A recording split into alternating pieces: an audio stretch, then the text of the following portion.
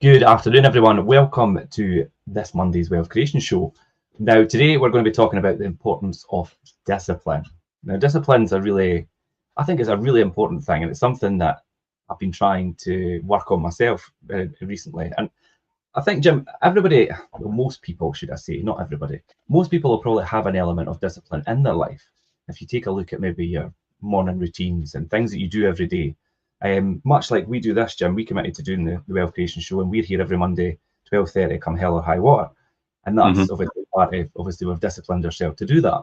But it's quite difficult. And you need to kind of build it up, and it's all about habit stacking and things comes into that as well when you're doing your own discipline. And to kind of define discipline, it's defined as a practice for training yourself or an individual to follow rules and adhere to a code of maybe conduct or maintain a particular standard of behaviour, the way you obviously behave towards things. And it does really involve a lot of self-control, obedience, and the ability to regulate your actions in accordance with certain principles or values, or external expectations and things as well. What's your initial views on discipline, Jim? Because I know you obviously you follow a lot of disciplines in your own journey. I mean, I'll be honest and say I'm struggling right now with my training regime and with my work-life balance, as they call it. So that's what I struggle with right now, and it's really it is really because I've got a bit much on at work. So it's actually trying to get up in time in the morning. It's like, God, I'm just brain dead at that point in time. So I'll get over it. Hey ho, don't beat myself up about it. But an interesting one, when we were at the property charts last Thursday, the one that we do every month, the no networking, no pitching event, the network, the property chart itself with everybody in Fife. I was speaking to a gentleman about the wealth creation shows. This is a great story, by the way. So hang on, because this really proves a point about how human psychology works, how we work as human beings, and how we don't see what's happening to us and what we've been socially conditioned to. This is actually a really good one. And I said to him, look, have you watched any of the wealth creation show? Because he says, how could I be a millionaire? And it's like, you watched any of the wealth creation show? He went, no, I've watched 1 or 2 episodes. And I went, okay. Watch every single episode of the Wealth Creation Show from start to finish in the playlist. Over 100 episodes. Watch all of them. Take action on every single one of them. Do something about it. Implement that strategy. And I will guarantee you in the next 5 years, you'll probably be a millionaire, more than likely. And he went, and I went, I'm not kidding. Because literally that's what I did. In that point. Now it took me 8 years, and that was 30 years ago. Well, that's 20 years ago because it's 38 I retired. I'm 57 now, 58 this year. So literally, I'm just under 20 years ago, I retired a millionaire. And I don't mean I've got £1 million of property. I mean net assets. Assets minus liabilities, 1.3 or 4 million at that time. I never knew until we did the Wealth Creation Show that's right, last year, and I started to count that up and think, oh my God, I was a millionaire when I left. It's like, I could not believe that. Funny enough, Elaine said the other day when we were doing something, she says, oh, we might be millionaires soon. I went, Elaine, we did that 20 years ago. You don't realise that. We did that 20 years ago. I think you need to put multi in there now. Anyway, apart from that, so I've talked to him about the discipline of watching the wealth creation shows. I says, well, you need to get yourself disciplined to watch the wealth creation shows or listen to the podcasts and learn from them. Learn as much as you can and implement these strategies that I talk about. And once you get, in my mind, we're watching these wealth creation shows, because this is what it is, really a really good look at how my mind works. Then I'll guarantee you'll be a millionaire in 5 years. No doubt about it. It might not be in property, but I tell you what, whatever you're going to do, you'll be a millionaire in it. Purely for that reason, because you'll have applied all the same principles that I did apply to property. You'll have applied them to somewhere else, whether it was music, whether it was art, whether it was, your job, whether it was your career, whether it was a company you were forming or running, or, you don't know what you don't know at this point in time. And that's what will help you understand where you are actually going and how to get there in the most efficient manner possible. So watch the wealth creation shows from start to finish, implement all the strategies, you'll be a millionaire. And he went, again. And it's like, all right, okay. I'll tell you what I'll do. I'll pay you then over the next 5 years to watch the wealth creation shows and implement the strategies. And I said, so how easy would that be for you to do? He went, oh, I'll do that, no bother. He says, because you're paying for me. And I went, okay. So that tells me that you would rather do it for a boss than you would do it for yourself. Yeah. That's mental. So you'd rather do it for someone else than do it actually for yourself. So doing it for someone else is more important than doing it for yourself, really. But that is 95% of the population. That's how we are all wired up. That's how we're all taught at school. That's how that's how they roll us out into the so-called, well, for want of a better phrase, the matrix. You know, that's effectively what we're in. We're plugged into a system and we're conditioned, socially conditioned into that system in order to work more efficiently in that system itself. So that's where he is right now in his mindset. And I would guarantee you, if he doesn't change that mindset, he will never be successful in anything. And I mean successful in anything, because it's the same principles every single time to be successful in anything that we talk about in the Wealth Creation Show. It just so happens I talk about property because that's what I've become so successful at. But I've been successful running businesses.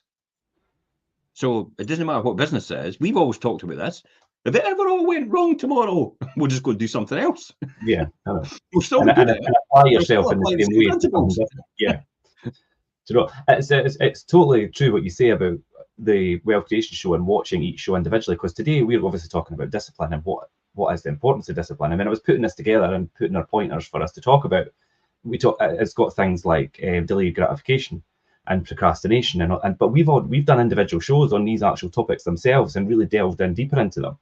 And you know, so although we'll touch on them today, there's actual entire shows on these different subjects, and that's how they all marry up together to give you this wealth and bank of knowledge and things to apply and whatever you're doing. Do you know how I know this? How I definitely know this? Because a lot of skeptics out there will be saying, how could you say that guy will be a millionaire if he listens to all the wealth creation shows and takes action on every single one? In the next 5 years, he'll be a millionaire as a result of the information he's learned from you. And I said, because it's exactly the same thing it was said to me. It's exactly the same thing it was said to me 30 years ago by my mentors. Actually, 35 years ago by my mentors. It's like I didn't believe them for the first 5 years. And I just skirted about, and it's like, you know, sort of round the periphery, round the fringe, and thought, this can't be right, surely.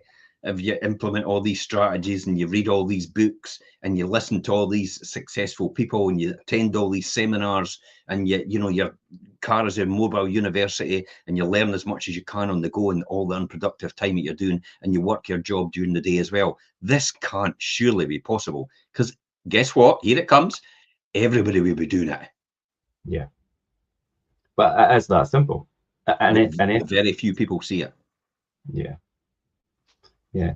Just before we move on, Rosalind's commented there from Norfolk. She's watching, so thanks for joining us, Rosalind. I hope you're having a nice Easter. Jim and I have worked right through, as we always do. Easter? What's that? That's very much. It's like, I hope you're enjoying your Easter break. But Jim and I work on Saturday. I spent family time yesterday, but Saturday, and here we are today. I just look at all these holidays and stuff like that as distractions. Yeah, you know, but it's because I've come back to saying this is how we're all engineered. This is how we're socially engineered. Yeah. When we're socially engineered from birth to celebrate birthdays, to celebrate anniversaries, to celebrate everything else. So Elaine's birthday was recently. What did we do for her birthday? Nothing. Anniversary was it on Friday? I think it was. Yeah. What did we do on anniversary? I went to see Simple Minds with Ian. I seen you went to see Simple Minds. Yeah. It's like because the reality, Elaine could have anything she wants, anytime she wants, go anywhere in the world if she wants to. It doesn't have to be on a specific date or time. It doesn't need to be this point in time. So she went and bought herself an iPad and said, "Yeah, thanks very much for that iPad," or a Samsung Galaxy Pad or something like that. Probably not an iPad, because I'm not an Apple fan. It's very restrictive, Apple, in terms of how they do their policies, and that's why I don't like them, because they're very, very insular and very protective of what they do, so they don't allow anybody else to develop for them without paying money. So I'm not very keen on Apple for that reason.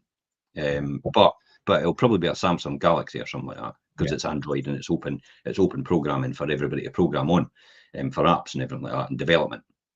But it just shows you how people are, for want of a better phrase, disciplined into following a routine set out by all their indoctrination into the education system from early on in birth. Yeah, but like you're saying about the freedom to be able to go places and do things and buy things when you like instead of specific times. That's all the benefits of having built wealth and giving you that freedom and the freedom to do things whenever you want and buy things whenever you need to. But that comes down to saying that I disciplined myself to do the things that everybody else didn't want to do. Even though I didn't want to do them either, I disciplined myself to do them, and that's the reason it's happened as a natural result of that. This is a classic example, and I remember back in my days, it was like, oh, I'm taking Christmas off. My boss would say to me, "You got the stock take? We always do it at Christmas. We can't do it any other time because that's the only time the mill's closed at Tillis Russell." I went, "Okay, I'll work the stock take then." Just like that. But I wouldn't do anything for myself. It was like I had to, this was just before I had met all my mentors at that time. That's where I met them. I was introduced to them by Altony Craig, who is a counsellor now over in Glenrothes. But Altony actually introduced me to all these people, and that's as a result. That's how I am as I am, and as a result of how far I am and how successful I am, is purely down to Altony Craig. Good. So it shows you at that time, I would quite happily do it for a boss, but I wouldn't do it for myself. Now, this is not a hate your boss day, right? This is not what this is. That's not what we're doing here. We're just trying to point out the idiosyncrasies of the fact that you'll do everything possible for someone else, but when it comes to you making a decision to do it for yourself, you're less likely to do it. Yeah, it's kind of more likely to fall by the wayside and kind of just, We used to joke and say the greatest thing on earth is you're in charge of your own destiny. And then we used to say the worst thing on earth is you're in charge of your own destiny. Because it's like when it's raining, when it's not such a good day, when you don't feel as energetic as usual, you're less likely to do anything because you're your own boss. This is the biggest challenge of people becoming their own boss.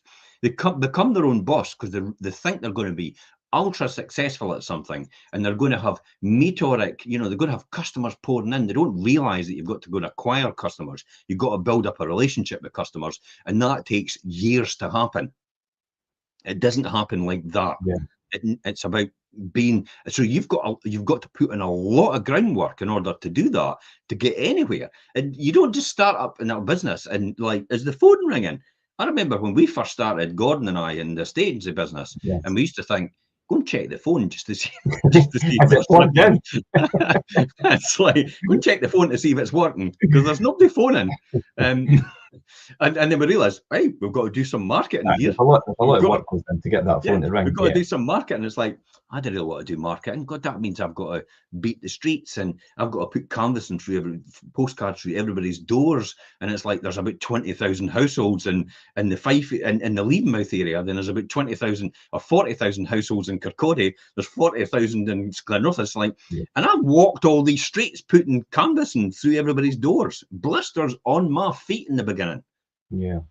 And a lot of people think that they could just start up an estate agency tomorrow. Yeah, I've got a franchise system. I'm going to start up tomorrow. And it's like, I'm going to be ultra successful. And then they're 1 year in and they're like, this isn't working. How is it not working? Guess what? It's because you're not working. It's because you're not doing it. You're not doing it. That's why it's not working. It's not the business. It's no anybody else's fault. It's nothing like that. If it is to be, it's up to me. And it's up to you. You have to get out there and do something. And I got a real good feeling about this. We used to, again, another thing we used to say, I'm going to get temporarily ambitious to be permanently lazy. I'm just going to be temporarily ambitious to be permanently lazy. I'm just going to put all the effort in possible. And I'm just going to keep going and going and going and relentless in terms of what I was doing. And at some point in time, I will break through and then I will work on it from there as well, and I'll still keep going. And this is a constant exercise, and it's constantly disciplining yourself to do what you're meant to be doing. Even on the days I used to celebrate the fact that even on Christmas Day I was working, and everybody would go, "Oh my God, what about your family?" It's like, I've got every other day of the year for them. It doesn't need to just be Christmas Day. It's like, I know. who's it sat there? Samuel L. Jackson. I remember Samuel L. Jackson doing an interview or something like that. Denzel Washington. Denzel Washington was doing an interview, and the boy went to him, "Yeah, are you not in awe of the fact that you not joyous at the fact that we have a National Black Day?" And he went, "Why do we need to have a National Black Day? Every day should be National Black Day. Every day. Yeah. Does it have to just be one day? We celebrate this. Could it not just celebrate every day?" And he's absolutely right. But you see how everybody's indoctrinated into this system and the way things work. Oh, it's just the way things work. And woe betide you if you try to go out of that system and do something different to what everybody else is doing, and they will get you for that. And because society then looks at you as the one that's but I don't know who they is, Richard. Yeah. Don't know who they is, but whoever it is, there's always somebody there to try and knock you down. Look at the wine and tapas bar that's going up the high street and leaving. It's like, I go, yay, celebrate that. And somebody went, oh, that's the last thing we need. Can we not have a Mataland? Oh, what? Oh, this guy's in the papers. Everybody's celebrating. Everybody's going, yeah, you're going to be starting. You're going to be coming to the high street. You're going to be investing in the high street. That's great news. And somebody comes out and says, can we not just have a Mataland instead? Can we not have a Mataland as well? But do you really need to mention it on somebody else's and effectively piss on somebody else's parade? Yeah, I know. Excuse me, it's usually rain on parade, but I need to enforce. I need to enforce. That had to be a bit more clout to it. The frustration in that comment when you get the keyboard warriors that come on and say things like that. But it's the discipline that will drive you forward. This is why they always say it. It's like most businesses don't survive beyond 2 years, let alone 5 years. A lot of people are in business right now, and I bet you they're not even making a penny. They're just making ends meet, and they look the part because they've got the flash car, they've got the new branding. They've got everything, and they're all dressed up to the nines. I didn't get where that expression comes from, dressed up to the nines, but it's an expression. They're all dressed up to the nines or whatever it is, and they're looking the part, but underneath, they haven't got 2 halfpennies to rub together, 2 pennies to anybody else that doesn't know what that means, or £2 notes, whatever, to rub together. Inflation. What was got like Whistlands in Norfolk and things. So if we're obviously Scotland and use a lot of Scotland terminology and slang. So apologies if it doesn't always make sense, because sometimes we fall into a normal way of talking. So this is why I say it's all about making sure you discipline yourself. This is why we're going to talk about Richard, you can go over some of the importance of discipline. What is the importance of discipline? Just to come over some of these subjects. You might want to bring me in to give stories and analogies on each one, but I don't know. We've got a bit to go through here. Yeah. I put together. There's quite a lot of pointers and things, but there's quite a lot involved in. And the discipline thing, when I was researching and putting it together for us to talk about, I thought, God, and there's a lot in there. And people might be saying, like, well, what is the importance of discipline? What is it to you? What is it to your business, maybe? And first and foremost, obviously, achievement of your goals is up there. It's really essential for setting and achieving your goals. It helps you stay focused, organised, and committed to your objectives, despite the challenges and distractions that you may have along the road. If you could really master discipline and not let things distract you, you will be on a really good course towards achieving your goals. And you've kind of covered a bit of that when you were talking in there as well, Jim. And also your own personal development. Cultivating habits. I said about habit stacking, self-discipline, which we're going to break down a wee bit further as we go on, and overcoming procrastination and developing positive behaviours that enhance your skills and abilities within whatever field you're in. Like you say, Jim, it doesn't have to be. It could be in anything, your business, your personal life, whatever. If you're implementing discipline properly, it really will enhance your skill and ability to do and achieve to do whatever you're doing and achieve your goals. And that marries up quite well with your productivity and how efficient you are at doing what you're doing. if you could, and this is where it comes in, Jim. You and I do a weekly meeting and things, and obviously I discuss with you about obviously the letting side of the business and things. And this is where discipline really comes in to play for me, because we're looking at how we could be really productive and efficient and be as good at what we're doing as what we're trying to do. Yeah.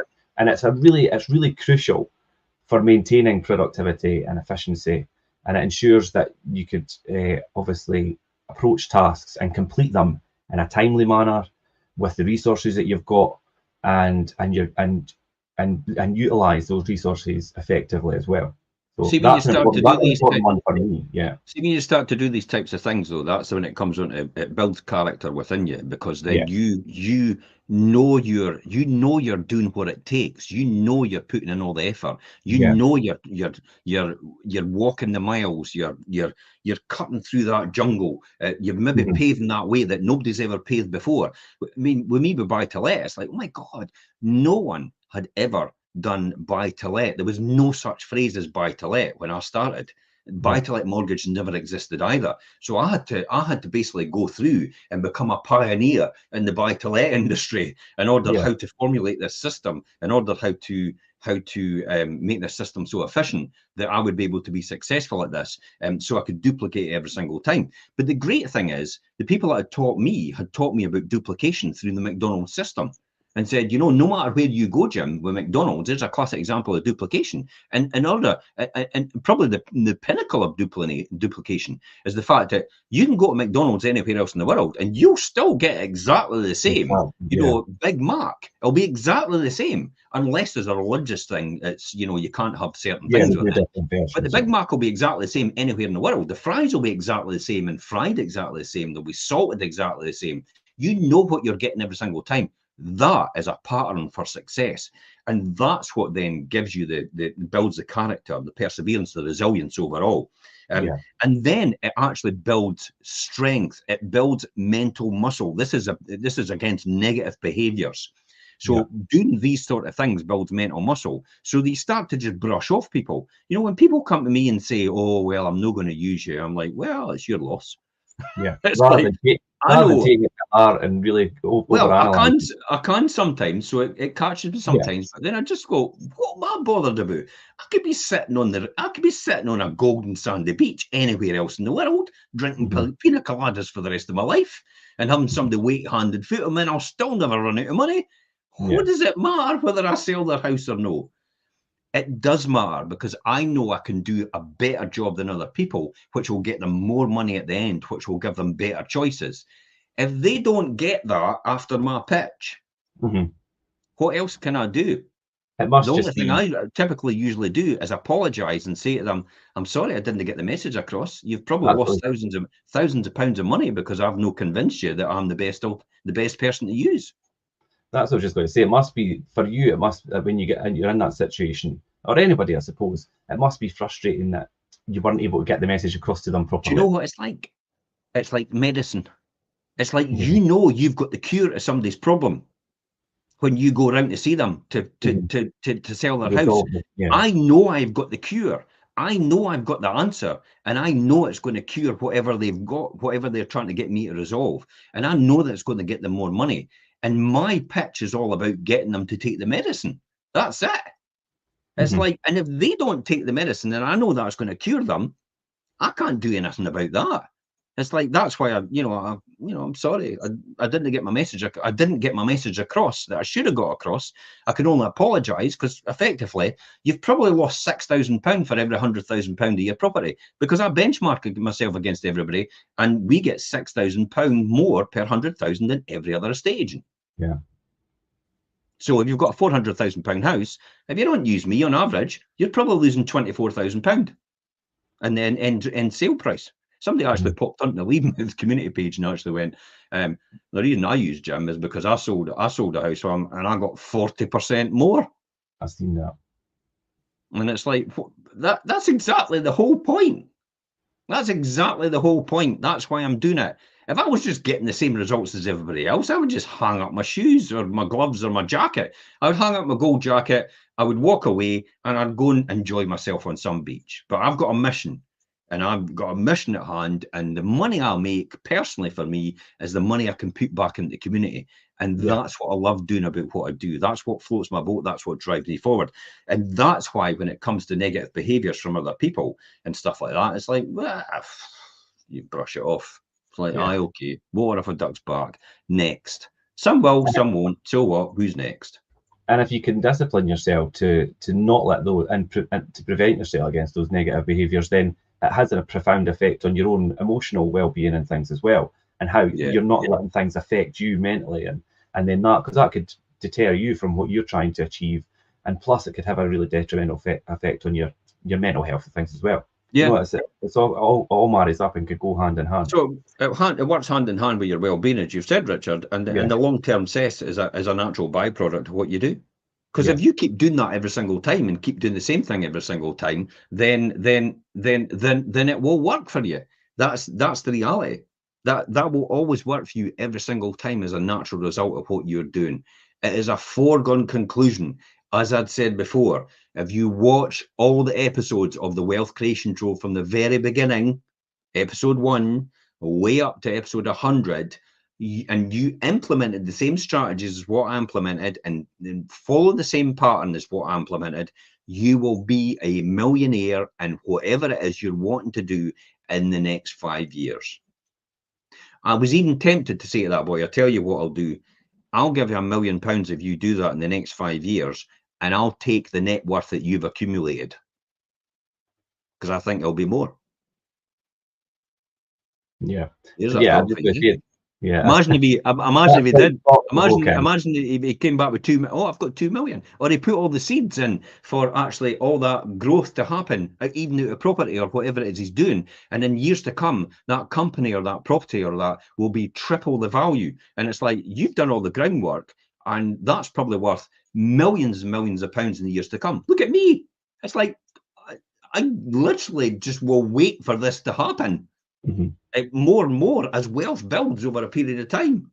I'm literally you're just paid to wait now when you go into property or you go into running a business without you involved in it. That's the sort of things that happen. So long-term success, fulfillment of education, career, relationships, all the rest of it is a huge thing. Yeah. So what about the self-discipline aspect of this? You know, because you've got to discipline yourself at some point in time. So tell us about that, Richard. Yeah, self-discipline, and we're going to break that down a lot more as we go through the second half of the show today. And it's really about the ability for an individual's actions, thoughts, and emotions, and being able to control them in order to achieve your goals that you've set out, resisting temptations, and really maintain focus while you're doing that. And it really does involve setting out clear objectives, routines, and making conscious choices that align with your long-term aspirations. Self-discipline is a fundamental trait that contributes to personal success, resilience, and really that inner strength that you really need to have to be successful in whatever field you are in. So, I mean, the key aspects of self-discipline, of course, we've already said about achieving your goals, and it's about setting those goals in the first place and disciplining yourself by having clear, specific, and achievable goals is really important. By defining objects, like individuals can create a roadmap for their actions and stay motivated and pursue them through their journey. And it's really important to do that, have that clear at the beginning, and discipline yourself to stay focused on them. Yep. And in order to do that, you really need to be quite good at time management as well. And time management is essential when you're in your own self-discipline. And it really involves prioritizing tasks and allocating resources wisely. This is the thing we were talking about, Jim, for myself. And avoiding procrastination. That's something that really catches everybody out. And ultimately, that will maximize your productivity and your efficiency as well. Thompson's Law, the work will expand to fit the time. Have you got plenty of time on your hands, especially for when people actually give up their job and they're like in a situation where I gave up my job at 38 years old. I then literally went from working 7 days a week, 160 hours a week, constantly to working one day a week, if anything, looking after my portfolio, because I was about 40 properties at that point in time. So it was like just looking after 40 properties 1 day a week, easy gig. What else do I do with what I'm doing? It's like, so procrastination set in straight away. Hence the reason I had to go back to work. It's like, it's like, it will destroy you. Procrastination will destroy you. And it's the typical adage about, if you want something done, ask a busy person, because the busy person will find the quickest and easiest way to do it, and just get it done. But also there's another adage: if you want something done efficiently, then ask a lazy person, because more than likely the lazy person will find out the quickest way, the most efficient way to do it as well, because that's why they're lazy, because they just want it. But the lazy person's less likely to do it, obviously. But if they do, they'll find out the quickest way to do it. In terms of that, so you could look at it both ways, but it is establishing routines and habits, and reinforcing the self-discipline aspect, and incorporating daily rituals, daily rituals, and individual. Individuals can streamline their activities and reduce decision fatigue. So here's a classic example. When I go in the bath, I don't take a shower. I take a bath, because I've got the television over the bath. I've got a television in the bathroom, and I watch Diary of a CEO at the same time and listen to it. So it's brilliant. So I make use of unproductive time by listening or watching Diary of a CEO and learning from somebody far more successful in their field than I will ever be. That's the key here. Why do you think Stephen Bartlett's doing all that? He's building a podcast and they're building a huge company and all the rest of it and the success that comes with it. But he's no daft here. It's like he's doing that because he's learning at the same time. He's learning while he's earning. Coin that phrase, learning and earning. And it's incorporating things into you. Like, as I say, a lot of us, not all of us, will already have routines and things that they discipline themselves to do every day, probably without even knowing it. And it's all about adapting on that. Coffee. First thing you do it in the morning. I'll guarantee you everybody's got a routine. Try turning around and brushing your teeth with your left hand. I tell you what, your brain will go, what the hell's going on?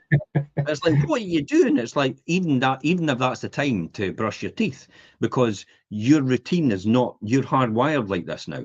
So you get up out your bed, you maybe go, for somebody that smokes, the maybe first thing they do is they go out for a cigarette, they maybe have their cup of coffee, or they maybe have it the other way around. See how your habits stacking in terms of how you're doing things. So that's why there's best habits, but your habits stacking.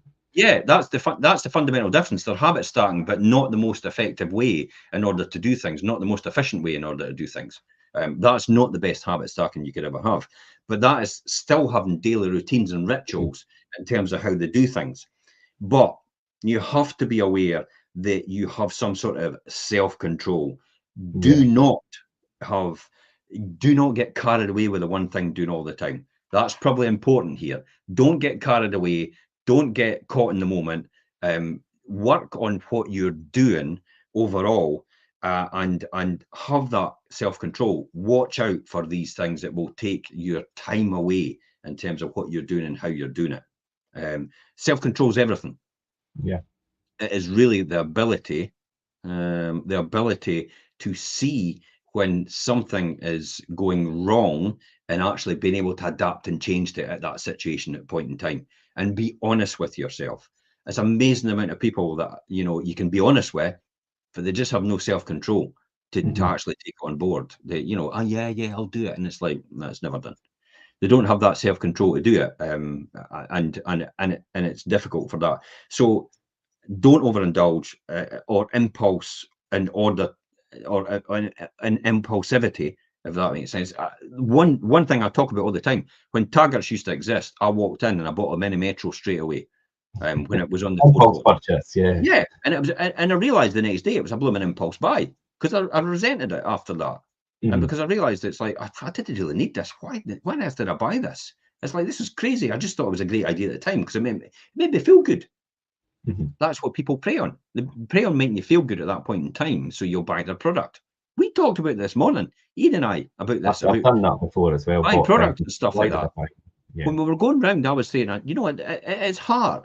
It is hard. At our feral, like, let's look at humans at feral level. All we want to do is survive, eat, reproduce. And reproduce. That's it. That's humans at its feral level. That is really what humans are here for that reason. These three different things: eat, survive, and reproduction.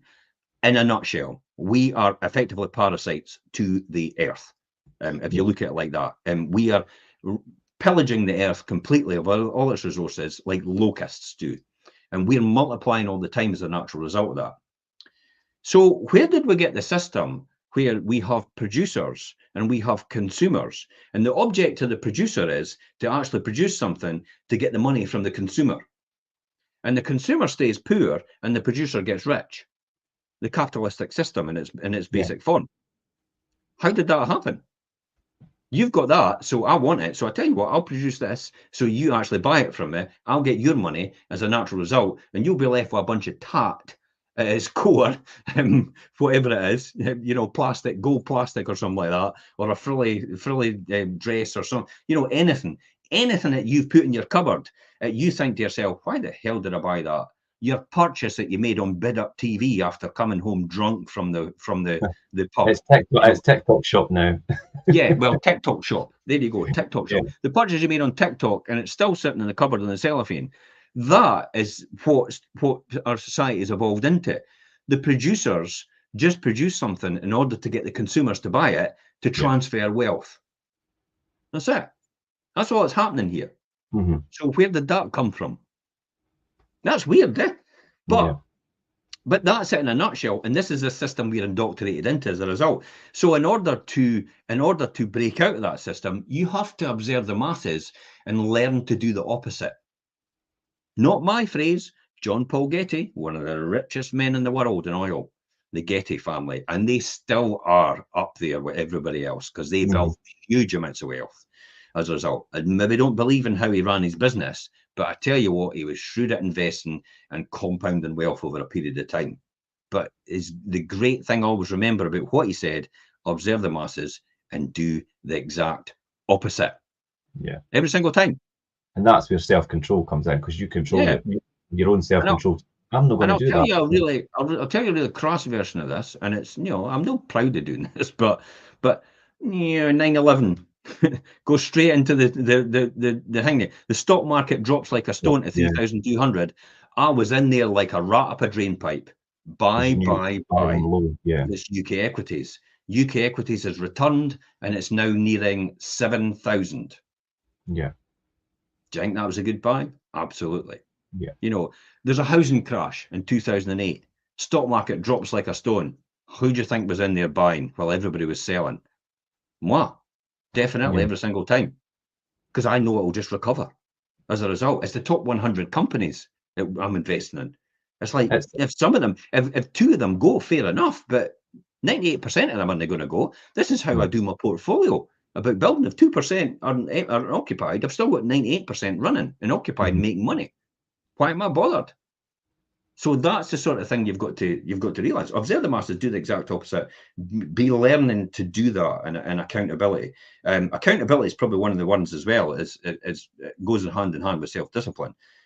Taking ownership of your decisions, acknowledgement of mistakes, and learning from your failures to improve. I've seen lots of people that just can't learn from their failures and often just walk away from it. Yeah. Often just walk away because they can't take the fact that they got it wrong. They won't acknowledge it. They just won't take it on. I've seen lots of employees in the past as well. You know, just can't hack it. Just can't hack the fact that they got it wrong and they failed at something. And they think because of that, they should just stop doing what they're doing. But they don't admit it to themselves. They blame it on someone else. It's everybody else's fault except themselves. Well, it's not, because you are where you are because of the decisions that you've made or the decisions that you've let someone else make. So definitely accountability. And that then comes, it's closely linked to self-motivation. It involves cultivating intrinsic motivation. The motive for action, motivation, motive for action. Don't rely on external motivation. In other words, Tony Robbins blowing you up is like, yay, Tony! That only lasts for so long. And then 3 days later, oh my God, I just didn't want to do this anymore.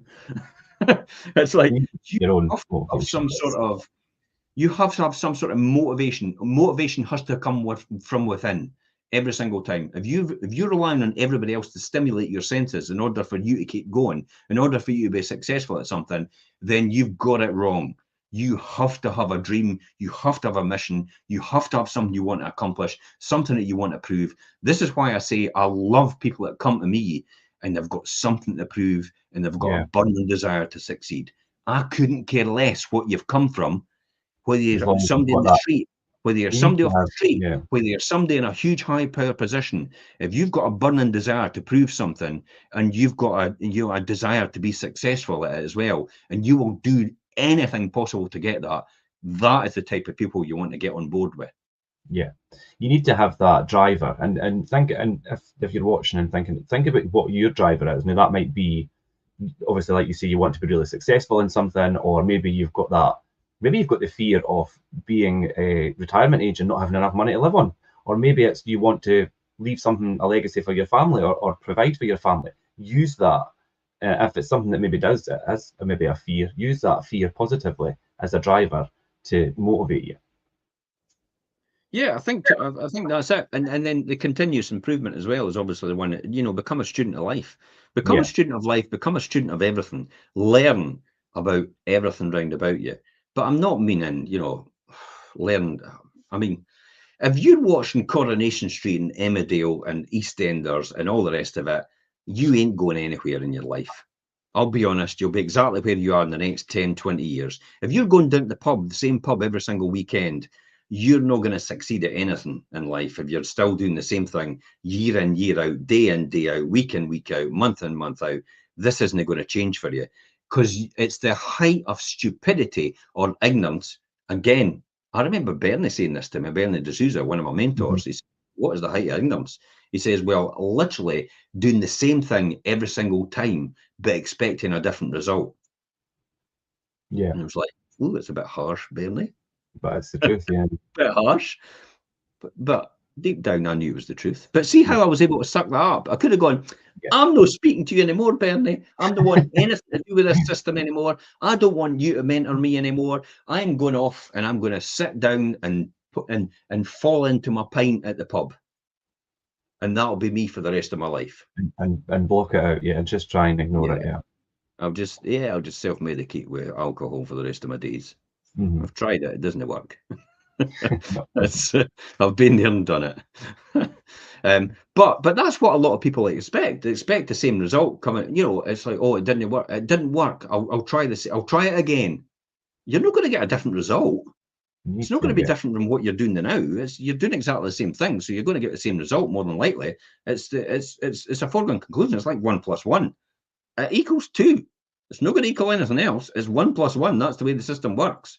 So if you keep saying 1 + 1, what is it? What is it? Nobody's going to give you a different answer unless society conditions you into thinking that is the answer. Yeah. I mean, there's a lot of, with self-discipline, there's a lot of benefits, but there is also challenges as well. I mean, the benefits range from obviously achieving your goals, improving your productivity, enhancing your mental and emotional well-being, increase self-confidence, and it also builds better relationships as well. But I think the challenges for self-discipline are the things that really you need to think about. We've done a whole show, and the first one I'm going to talk about is procrastination. We've done a whole show on that, Jim, because it's something that a lot of people fall foul to. And delaying tasks or actions that require discipline is a really common challenge for people. And procrastination often stems from a lack of motivation, maybe the fear of failure, or even just the difficulty trying to prioritize your tasks. Yeah. Here's a good one for a lot of people. I know we skipped a wee bit over the benefits of self-discipline. Yeah. If you had £1 million in your bank account right now, would you feel any different than you are? Richard, for yourself, if you had £1 million in your bank account, would you actually feel any different than you are right now? I would, yeah. Yeah. Would you make different decisions than what you're making right now? I would, yeah. Yeah. And that's the answer to everybody. So why are you not doing it now anyway? I know. Why are you not doing it now anyway?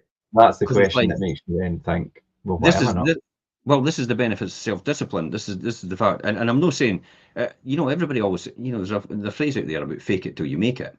Now, you're not trying to fake it to anybody else. You're not trying to deceive anybody else, by the way. You're not trying to say, come and invest with me because I'm a really successful person at this. No, no, no. You're actually working on your own mind. You're actually, this is a classic example about how golfers do this. Let me give you a bit more insight into the golfer, the story. Okay. Golfer comes along. He's turned professional. He knows what he's doing, you know. And there's a guy that's been there years and years, like Jack Nicklaus or something like that. Says, "I tell you what, I'll play you at putting." So Jack Nicklaus and this professional just turned golfer says, "I'm brilliant at everything. I could do everything. I'm fantastic at everything." And he says to him, "I tell you what we'll do. We'll just play a wee game of putting and see who's better." So he plays his putt from 1 meter from the hole. And he sinks it. Jack Nicklaus sinks it, and he says, "Let's do 2 meters." And he goes, "Yeah, that's no bother. Do you think you could do 2 meters?" "Yeah, I could do 2 meters." So he puts his from his 2 meters, and he gets it, and Jack Nicklaus gets it as well. And he goes, "I'll tell you what, let's do 3 meters." And he says, "I'll tell you what, let's make this a wee bit interesting. So you think you could do 3 meters?" "Yeah, absolutely, I could do 3 meters." He says, "I'll tell you what, let's put $100 on it that we could do." And he goes, "Yeah, that's no bother." So he does $100 from 3 meters, and he sinks it. And Jack does $100, and he misses it. And he goes, "Yeah, you're due me $100 then." And so Jack gives him $100, and he says, "I'll tell you what we'll do. Let's do for $500, the same putt." And he went, "Do you think you could do it again?" And he went, "Yeah, I could do that again." So he does it. He went a bit nervous this time, but he does it. And he goes, "Yeah, he got that." And Jack sinks, and he got that. So there's no money there. But he says, "I'll tell you what we'll do. Let's do it for $10,000. All of a sudden, the guy starts to shake. The pressure's on. Aye. And he's like, whoa, wait a minute. What happened there? It's like, what's going on? It's like, it's the same putt. It's the same putt. Why are you shaking? Because the $10,000. Well, why would it be any different than it was? See what I mean about the $1 million in your bank? Yeah. About the million in your bank. Why would you be any different without that and with it, if that's the case? It's the same putt.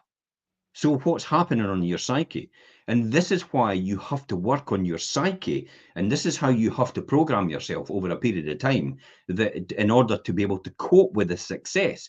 This is why when most people get to $1 million, they go, "Yeah, it's just $1 million. Yeah, it's just $1 million. I kind of expected it." But it's true, because that's me. I expected it. Yeah.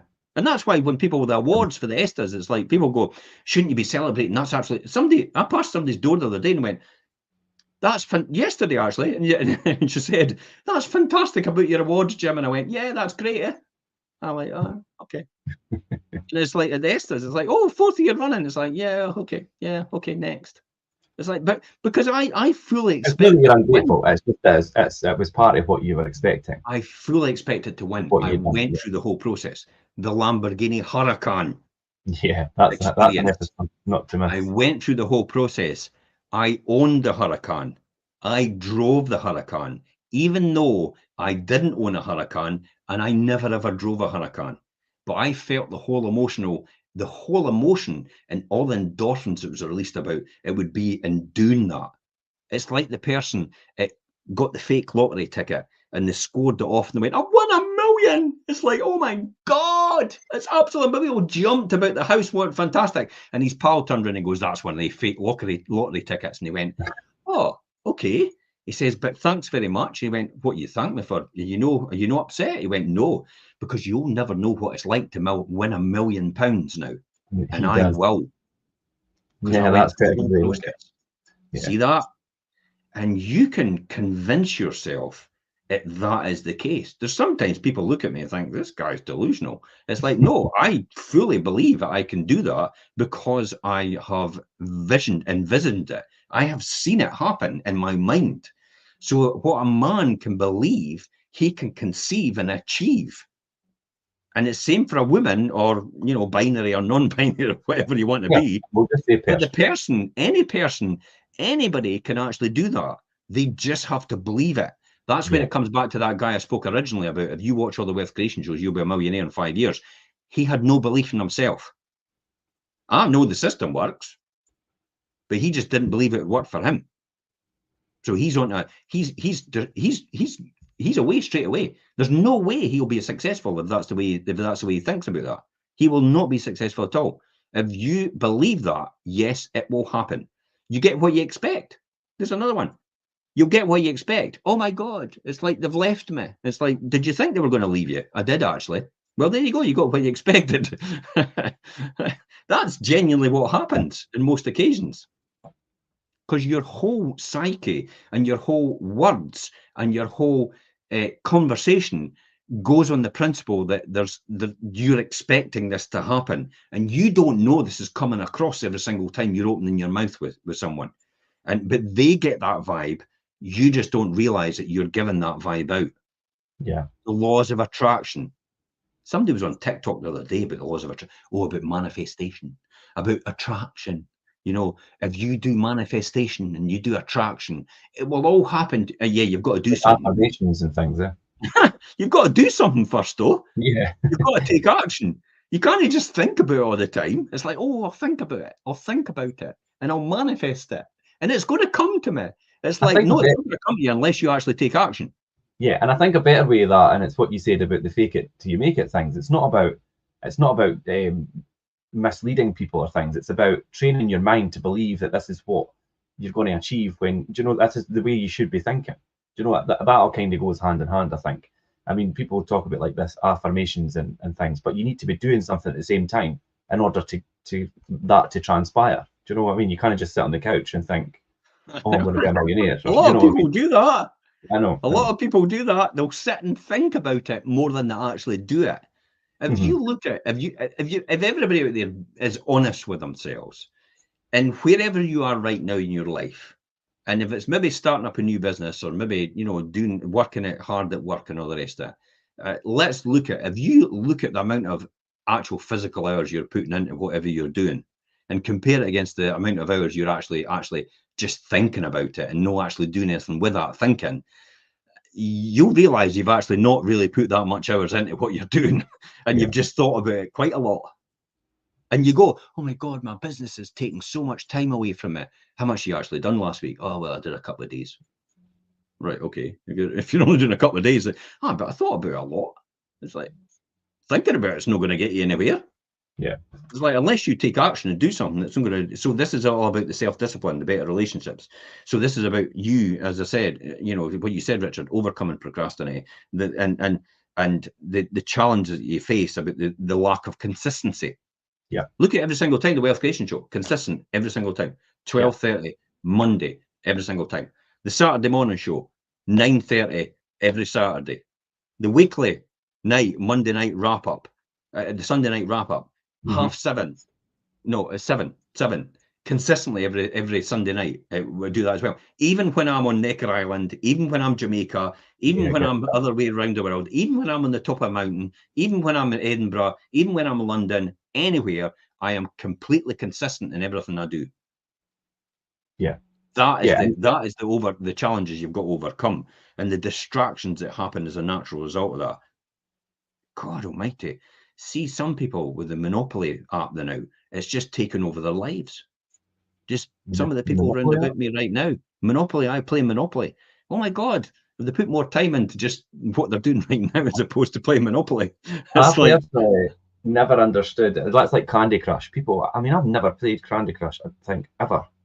And it's like people get so wrapped up in games on their phone, and I think, God, I could not waste my time playing a game on a phone. But people get so wrapped up in it. Watching EastEnders, watching Emmerdale, watching Neighbours, watching Home and Away, watching Coronation Street. It's like, oh my God, there's people that are entrenched in it because it's their whole social conversation, and that's okay if that's where you want to be. So, but don't start crying about the fact that you've not got any money to pay your bills, because the reality is all your efforts just going into watching television. So if all your efforts going into watching television, be a bit more productive and maybe start your own side hustle. Maybe do something different. Do something in terms of what you're doing. Yeah. Also, I mean, you touched on impulse purchasing, Jim, and impulse control is a big challenge for self-discipline as well. And it's like the difficulty of controlling impulses or urges that can really challenge you, and when you're in your own self-discipline, and giving into that immediate gratification of, like you say, purchasing something rather than looking at the long-term plan and commitments. That could really sabotage your progress and sidetrack you. So overcoming that impulse to controlling that impulse and not doing things just on a whim is a really important part of that. Now, this is where it can lead to, and this is where I really have to work on. As most people will know this about me, is fatigue and burnout. It's like, because I am like the Brownlee brothers, I will just keep going and going and going and going. And even when I drop, I still keep going and going. And even when I'm at death's door, almost like ready to throw myself off a bridge, it's like, I'll just keep going.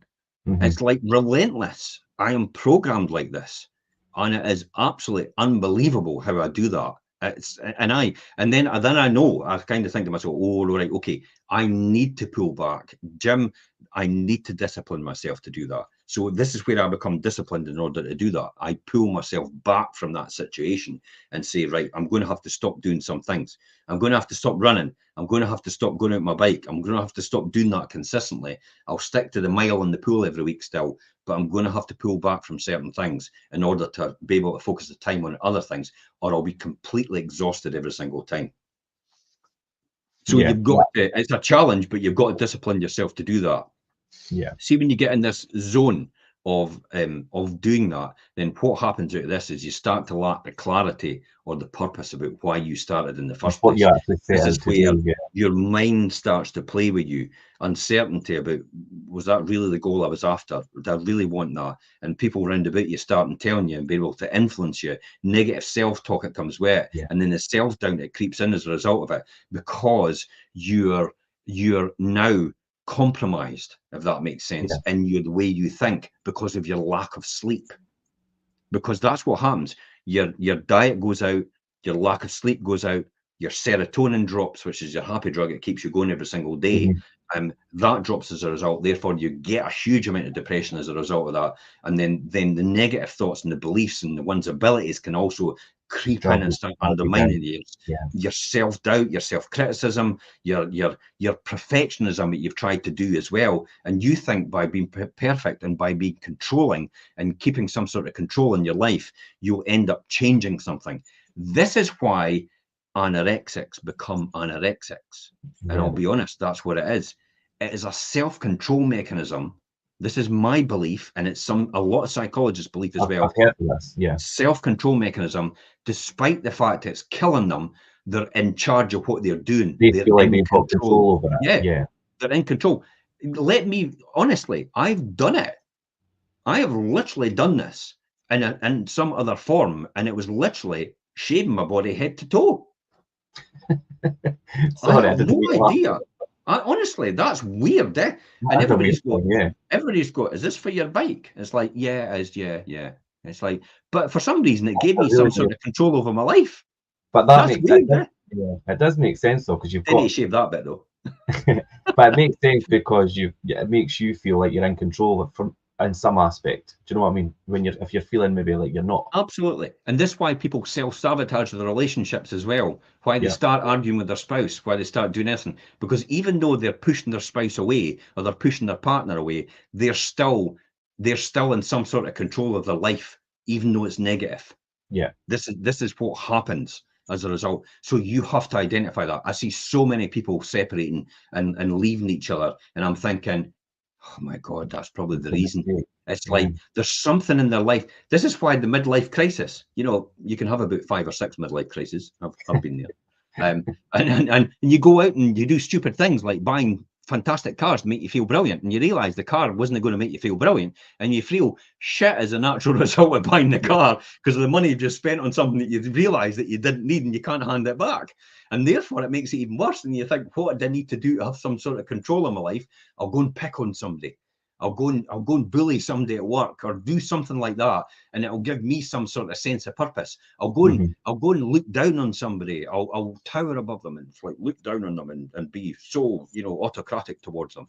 All that sort of, I didn't know why I put that voice on, but do you know what? Do you see what I mean? You can see it happening all around you as a natural byproduct of people's need to be in control, even though it's negative towards everybody else. Yeah, that kind of leads us in nicely to like maybe like overcommitment when you're self-discipline. And some people could maybe take it a wee bit too far and have too many different things that are, this is where habit stacking comes in, and you start off and you build up, where people maybe try and do too many things at once, and then they become totally overwhelmed, and it could really strain their ability to discipline and spread themselves far too thin, and then they'll start to struggle to allocate time and their energy efficiently. And then that leads to them feeling totally overwhelmed and stressed, and then that's just not the way to approach it. And that's where habit stacking comes in as well. And I think we've done a whole show on habit stacking as well, or atomic habits it was actually. Overcommitment. You start saying taking on too many responsibilities because you feel that's going to give you some sort of control, and it makes it worse. It's like just pile everything on you. That's what you're doing. You're just piling all this weight on your shoulders every single time you take something on. Yes, yes, yes, yes. Learn to say no. To preserve yourself. Environmental factors round about you influence you as well. The social influences, the unsupporting surroundings, the impact of discipline can impact discipline. The negative influences and positive reinforcements lack of positive reinforcements can make it harder to be disciplined. The fear of success, even the fear of failure and success. The fear of failure and success can extremely hinder discipline. I think, I don't know if it was you or it was maybe somebody else. It's like, I said, right, we need to do this campaign. What if we get everybody wanting to use us? I went, we won't. And would then have that as the challenge rather than have nobody use you? I would rather have everybody wanting to use you, rather than having nobody wanting to use you. I don't think that was me, but we've had a similar conversation about something else. And it was like, oh God, what if everybody, and it's like, well, what if they do? That'd be good. What if property chats. What if everybody turns up at once? Yeah. No, invite 100 people because only 50 will turn up. And I know that just by personal experience of being meetings and network meetings over all these years. That's what actually happens. People fall by the wayside for their own reasons. This is a lot of the reasons: the self-discipline, the consistency, not being able to discipline themselves enough for that purpose. So the fear of success and the routine fatigue. Over time, adhering to the same routines and habits can lead to the boredom, complacency, the challenge. Boring pays well. Get that into your heads.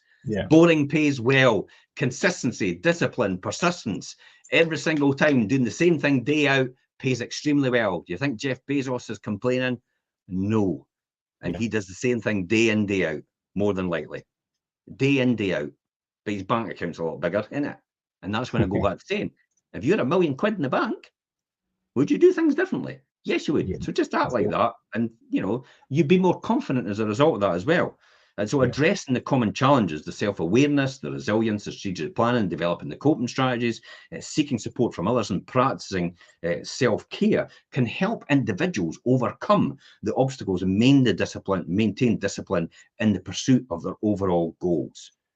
What is the questions you want to leave with everybody, Richard? Yeah, I think, we've covered quite a lot in the one show there, and we could break that up and do a lot of different shows in all those different aspects. And we have done a lot of the individual topics there on their own as well. That's fine, Jim, you could go, I know you've got to get off. So I think to leave off today, the questions, maybe if you're watching, to ask yourself, what does discipline actually really mean to you? And have a wee think about that, and why discipline is important in the various aspects of your life. Now, whether that's your personal life, your academic life, or your professional life. Really have a wee step back and think about that.